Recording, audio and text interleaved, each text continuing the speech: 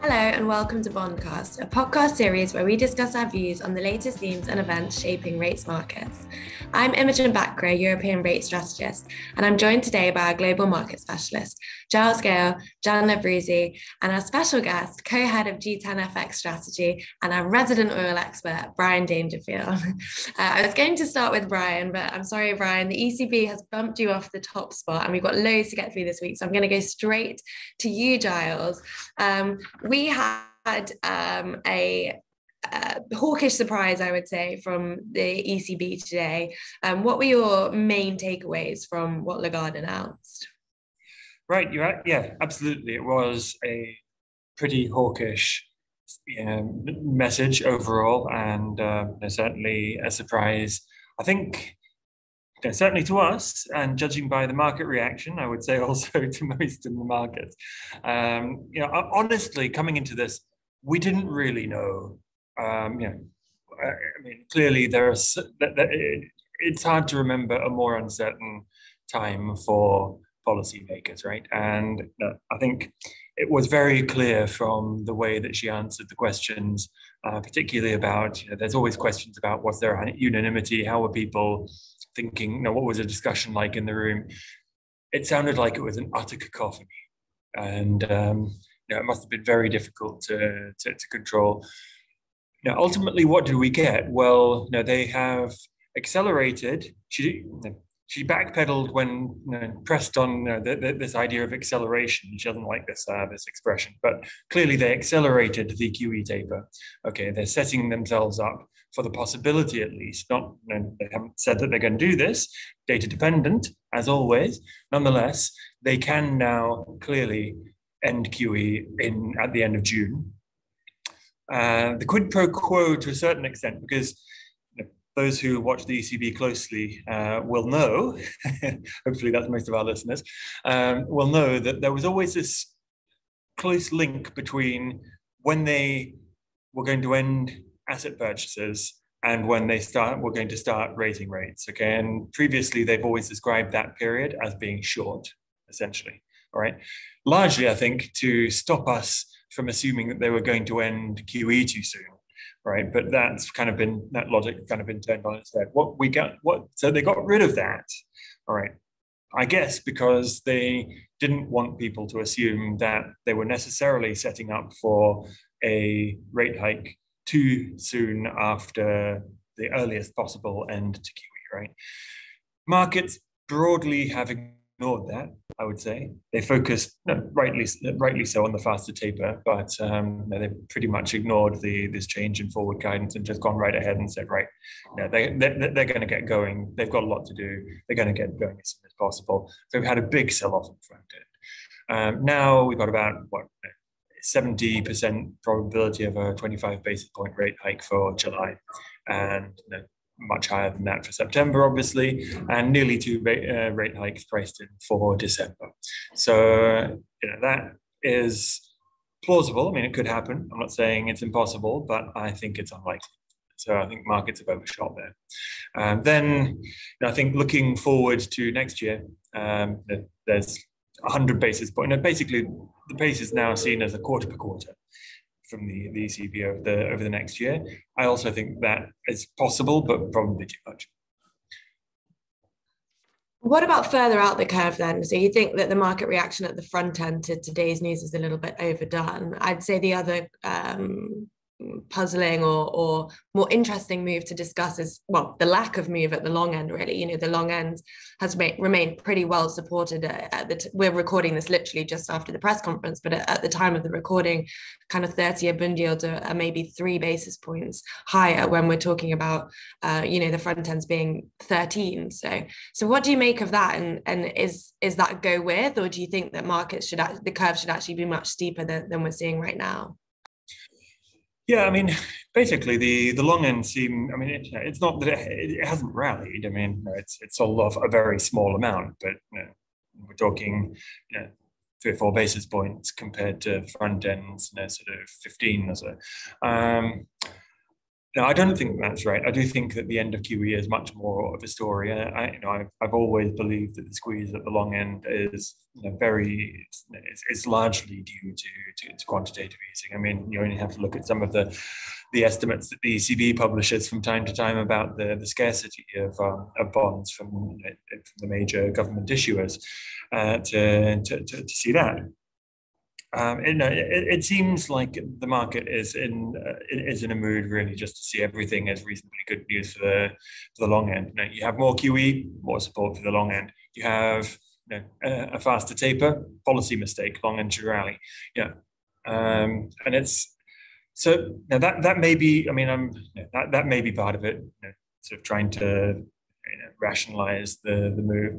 It could also just be that the players who are active in the long end don't react immediately, whereas you've got the hedge funds all coming in and selling the front end because that's their favorite theme, really. So it could just be a timing question as well. I guess just to round out the market reaction then from today's ECB before we move on to other European meetings that are happening over the next few days. What about periphery spreads then? Regular listeners and readers of our research will know that we've been more bullish than consensus, I guess, for the past couple of months on BTP spreads, but we did highlight in our ECB preview the risks, to spreads of the ECB being more hawkish and even just this kind of open-ended flexibility being negative for periphery spreads. And obviously the knee-jerk reaction that we have had has been wider. Where do you see those going from here? I mean, I think we have to just dial back our conviction quite a bit on this for the time being, because I think that a faster loss of the support through quantitative easing is, it's, if nothing else, it's a significant uncertainty. I mean, we've always tended to emphasize the positives on the political side, the fact that actually the fundamentals that you would normally look at when assessing a sovereign credit actually look fairly solid. I think that this is something which enough people will assume is a negative, that it's going to be difficult to see that come significantly tighter in the short term. So I think we'll just monitor that one, let's say. Sounds good.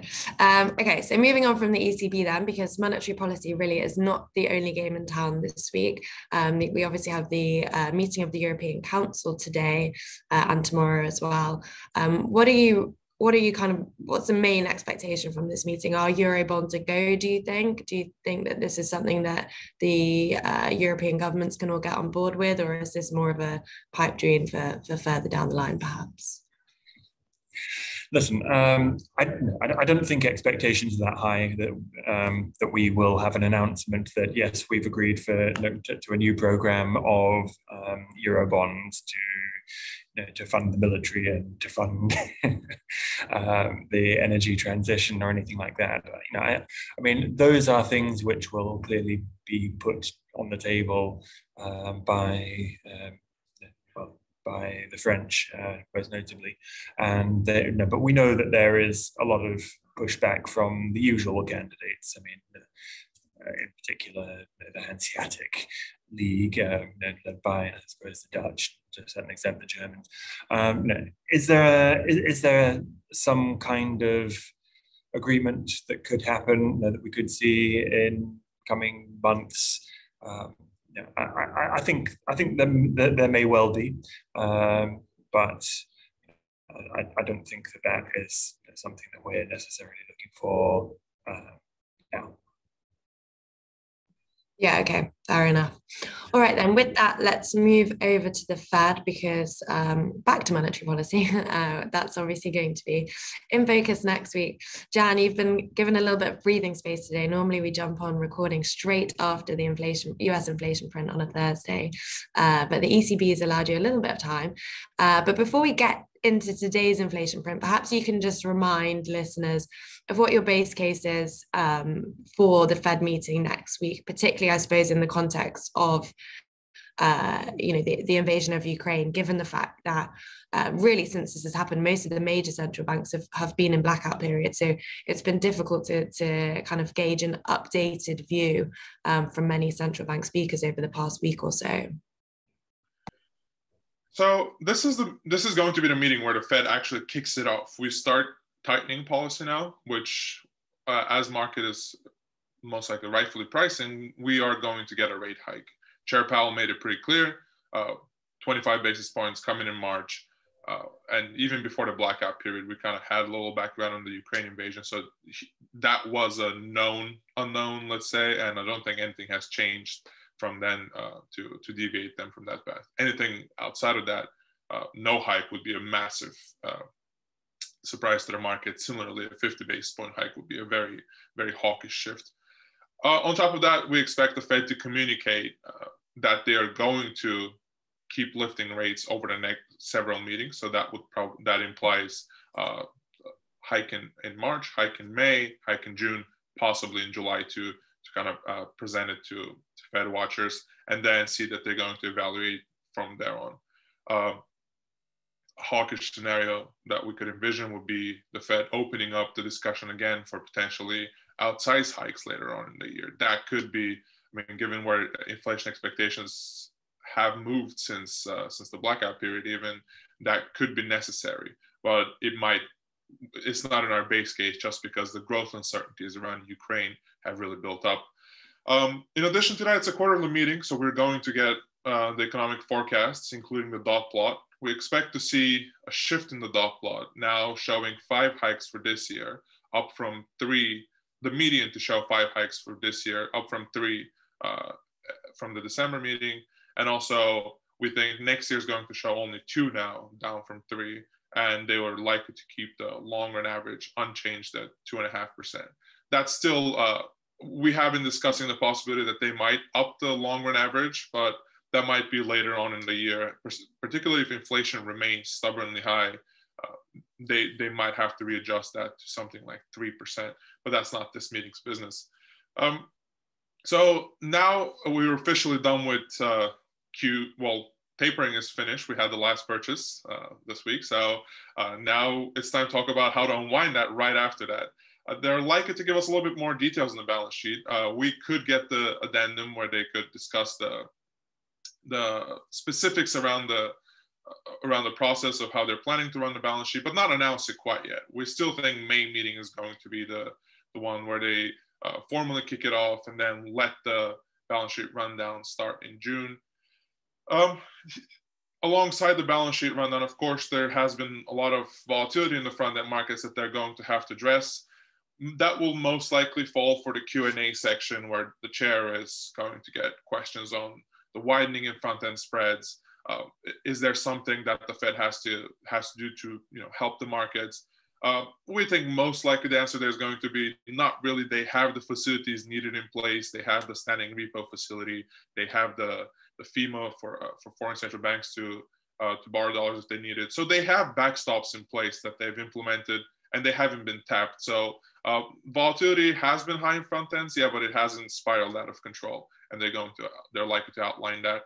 And additionally, they have to, and this is where we could actually see a dovish shift, which after today seems a little less likely, but they could talk about the financial conditions and the Ukraine invasion, of course, and the impact on growth, put growth a little bit higher on the risk dashboard, closer to inflation, and also discuss that financial conditions have already tightened. Their index, the general, just like the index that we use in-house, they all show that financial conditions are now significantly tighter just because of the equity markets have corrected a little bit, the currency moves, the spreads tightening, yields moving up on forward guidance. So even before they start reacting, there's a little bit forward-looking tightening that is being priced into the market, and they might highlight that. It really is going to be a fine balance how much they focus on that versus how much they focus on we need to act, we need to go, and we need to tame inflation, because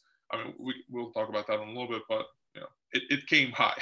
And it's likely to come high next month again, given the change in energy prices.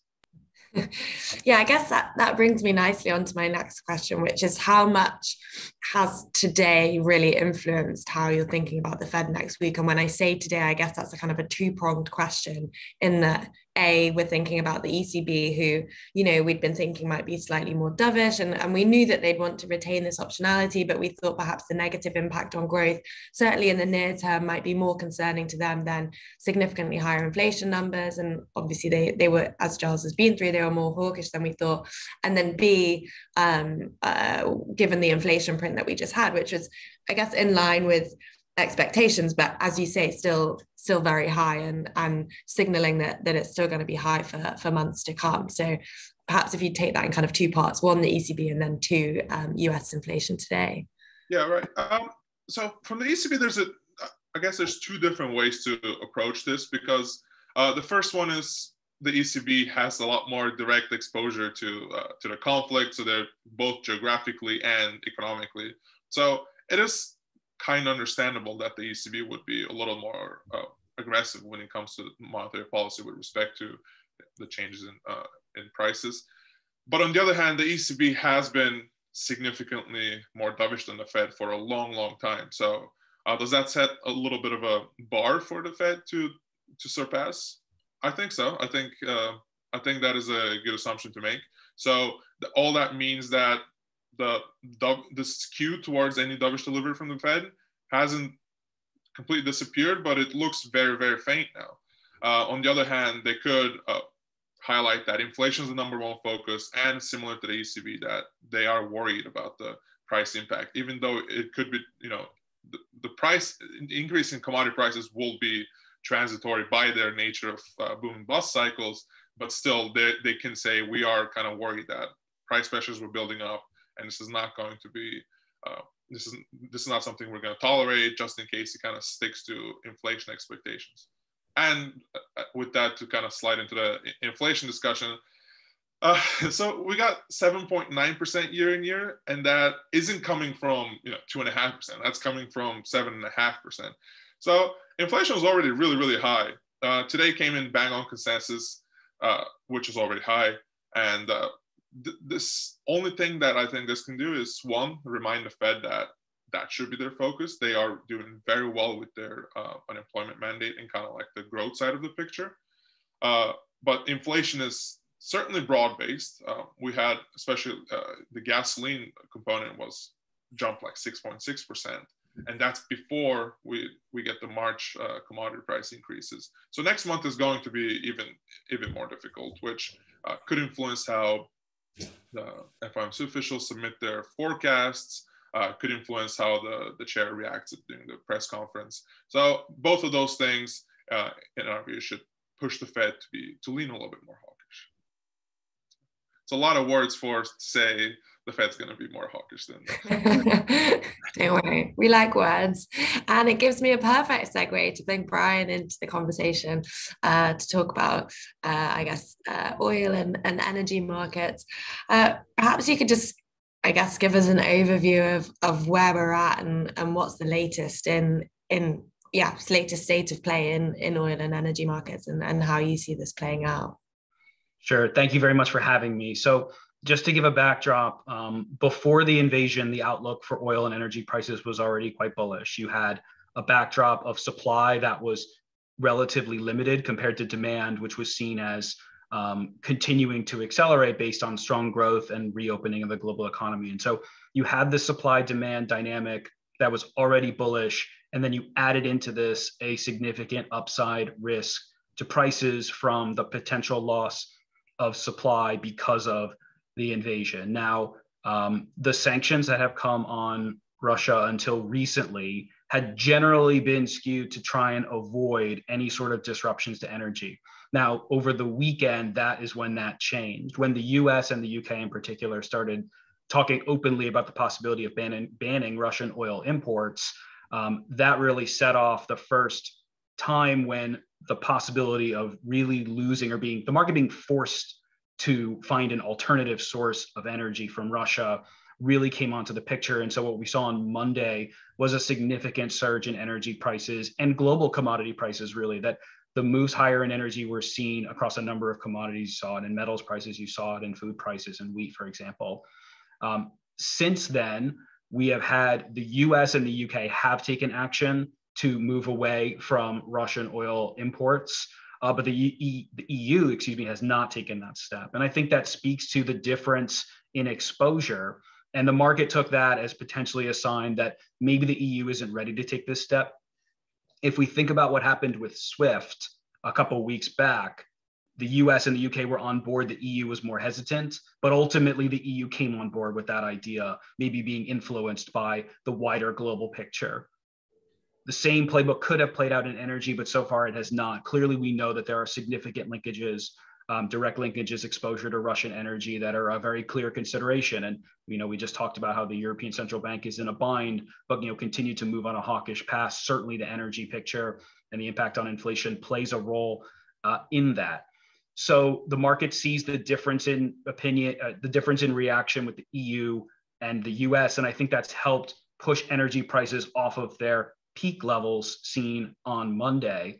But we still remain in an extremely volatile period. And the best case scenario for lower oil prices and the best case scenario really for the world would be the end of the war, the end of the conflict. But to the extent that that looks like it can't be a near-term, if that can't be a near-term possibility, then we're likely going to be in an environment where oil price volatility and energy price volatility remains a significant feature and risk for markets. So you've talked about, I guess, price volatility, but obviously within the context of still being in very high price regime. So what options does the West really have on the table for trying to kind of reduce that surge in energy prices? Where are we at with those kind of options? So there is no real replacement for Russia. It is one of the largest energy producers and exporters in the world. There is no country or group of countries with enough spare capacity to completely replace Russia. And the net result of that is higher prices. And we have seen that. That's perhaps not a surprise to hear. But the US and global leaders have been saying repeatedly that they're trying to take steps to mitigate these price increases. So far, those have not come to fruition. I'll touch on a few that have been either considered or have happened. The first one is releasing oil from the Strategic Petroleum Reserve, the SPR. So a number of nations have strategic reserves for times like this that they can release to the market to try and relieve near-term stress. This has been done. We've actually seen 2 reserve releases in the past 4 months relating to oil prices. But in both cases, the response in prices has been muted. And the real reason why these have not had a big impact is because oil being taken out of storage facilities can't replace oil being extracted from the ground. Now, there's a limit to how much you can draw down supplies coming from reserves, whereas actual extraction activities can provide an increase in barrels on a much more sustained basis. So SPR releases are by nature, they are temporary. They're not intended to be long-term solutions. And the market is really looking for a long-term solution. On that front, we need to talk about increasing production. And the next big option on the table for the US and the West is putting significant pressure on OPEC to increase production. They've been very slowly but gradually increasing supply quotas. If you recall back during the height of the pandemic, they cut production quotas dramatically and have been only slowly returning that to the market. That's been a big factor in the higher oil prices we've seen really in the pre-Ukraine invasion period, was that OPEC was slow playing the recovery in global demand, generally remaining very conservative. What we have seen so far in the immediate aftermath is that OPEC has not come to the rescue. They have not rushed in. And I think this makes sense for a couple of reasons. Number one, most OPEC nations have actually struggled to meet the more modest production quota increases that they've been getting over the past year. That's for a number of reasons. Some nations are struggling with conflict, and oil is not immune from the supply chain issues that plague, the world, whether it be labor shortages, part shortages. All of these shortages feed into each other, and oil is no exception. So OPEC countries have not been able to meet even the smaller increases in production that have been allowed under the agreements. The idea that a surge in production can come and really bail out the world is less likely in an environment where they haven't even been able to meet these more modest increases. The other consideration is that OPEC has an open relationship with Russia as part of OPEC Plus. So they've been openly coordinating since 2016. And so that has been, it's been a fractious relationship at times. Remember, oil prices went negative at times last year because Saudi Arabia and Russia were feuding over their pandemic response. But, there's been differences of opinion, but this has been a relationship that has been more or less stable for the last several years. And so OPEC has an important political decision to make, which is, do you risk the longer term coordination with Russia, which is, certainly being pushed out of, pushed away from global markets, but is still a very large energy producer? Do you risk that relationship in order to shore up your relationship with key buyers and Western stakeholders? And so I think that's been part of the reason why the response from OPEC has been slow. Number one, they don't really have the spare capacity. And number two, the politics are not as obvious as it might seem just looking at the wider picture. You say, oh, oil prices are really high. Shouldn't they be pumping more? There's more to that decision than simply trying to take advantage of higher prices. Lastly, I just want to make one quick reference to the possibility of alternate sources of supply coming from Venezuela and Iran. The same politics that overplay the OPEC question are part of those discussions as well. Russia's a partner in the Iran deal negotiations. It feels like this is going to add an extra wrinkle into those talks. Will Russian negotiators allow a deal to get done that is, being done in an environment where the West is trying to get more Iranian oil to supplant Russian oil and use that to put more pressure on the Russian regime? Is that something that they're going to be willing to essentially allow, or is that something they're going to lobby against? That adds complications to that picture. There's other complications as well, but that's a big one more recently. Venezuela is very similar. Russia is one of their biggest allies on the global stage.